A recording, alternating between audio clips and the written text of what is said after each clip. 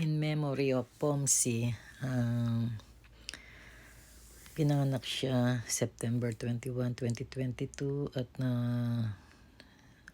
isgan April 24, 2023. So, I miss you, Pomsi. Abangan nyo po ang kanyang history.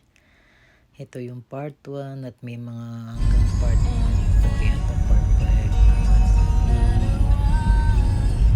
I-share ko sa inyo. Ito yung aming carrier stop toys. Si Pomsi. Oo, dito ka lang.